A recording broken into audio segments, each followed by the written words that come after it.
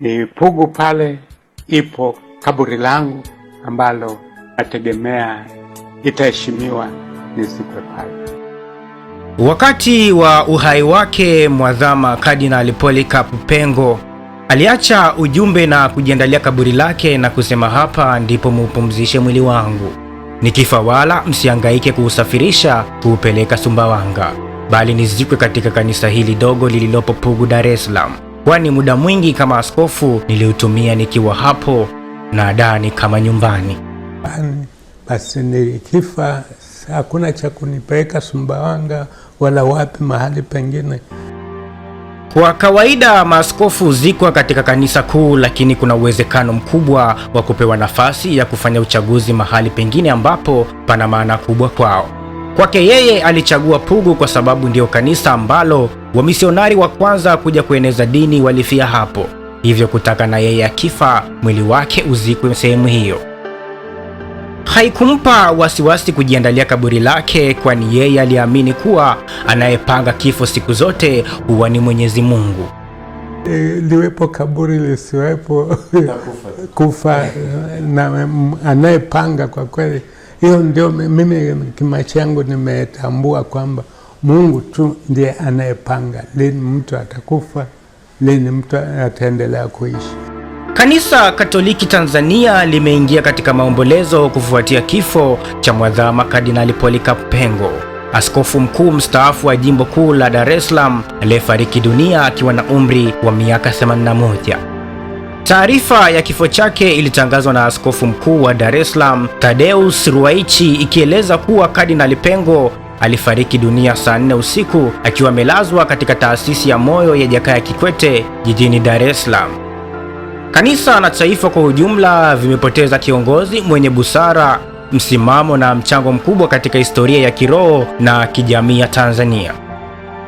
Kardinali Pengo alizaliwa tarehe 5 Agosti mwaka 1944 huko Mwaze, jimbo kuu Katoliki la Sumbawanga. Tangu akiwa kijana mdogo alionyesha wito wa kipekee wa kumtumikia Mungu, akitamani kuwa padri na shuhuda wa imani kama Mtakatifu Polycarp. Alipewa daraja takatifu la upadri tarehe 20 Juni mwaka 1971, tukio alilolichukulia kama neema ya kipekee maishani mwake.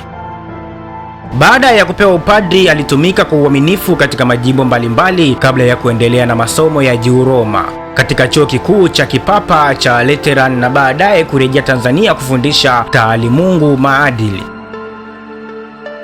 Safari yake ya uongozi ilianza kwa kuteuliwa kuwa askofu wa jimbo Katoliki la Nachingwea mwaka 1983 na baadaye kuhamishwa Tunduru Masasi. Uwezo wake wa kujenga maelewano, kusimamia imani na maadili bila kuyumba ulimfanya kuaminiwa zaidi na kanisa. Mwaka 1990 aliteuliwa kuwa askofu mkuu mwandamizi wa jimbo kuu la Dar es Salaam, na mwaka 1992 akawa askofu mkuu kamili. Tarehe 21 Februari mwaka 1999 aliteuliwa kuwa kardinali na Pope John Paul wa pili, na hivyo kuifanya Tanzania kuendelea kuandikwa katika ramani ya juu ya uongozi wa kanisa Katoliki duniani. Katika kipindi chake cha uongozi, Kardinali Pengo alijulikana kwa msimamo thabiti katika masuala ya imani, maadili na utu wa binadamu. Alikuwa sauti ya maridhiano ya kitaifa, akishiriki katika majadiliano ya kiekumene, kidini, kijamii kwa lengo la kulinda amani na umoja wa Watanzania. Alisisitiza umuhimu wa kanisa kushiriki kikamilifu katika maendeleo ya jamii bila kupoteza mwelekeo wake wa kiroho.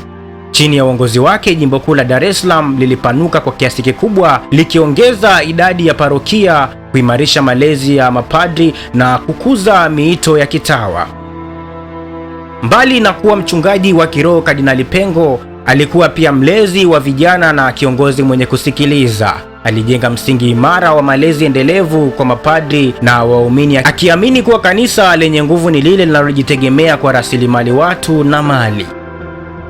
Aliwahi pia kuwa rais wa shirikisho la mabaraza ya maaskofu Katoliki Afrika na Madagascar, yani SECAM, akihamasisha umoja wa kanisa barani Afrika.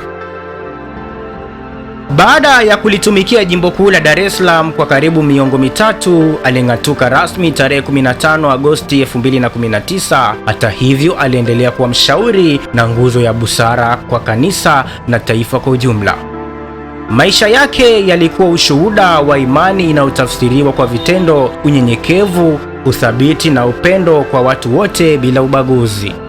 Kifo chake ni pigo kwa kanisa na taifa, lakini urithi wake utaendelea kuishi katika mioyo ya waumini na Watanzania wote walioguswa na huduma yake. Historia itamkumbuka kama kiongozi aliyeunganisha imani na uzalendo, aliyesimama imara katika nyakati za mawimbi makali na aliyeacha alama isiyofutika katika kanisa la Tanzania na Afrika kwa ujumla. Pumzika kwa amani, Kardinali Polycarp Pengo.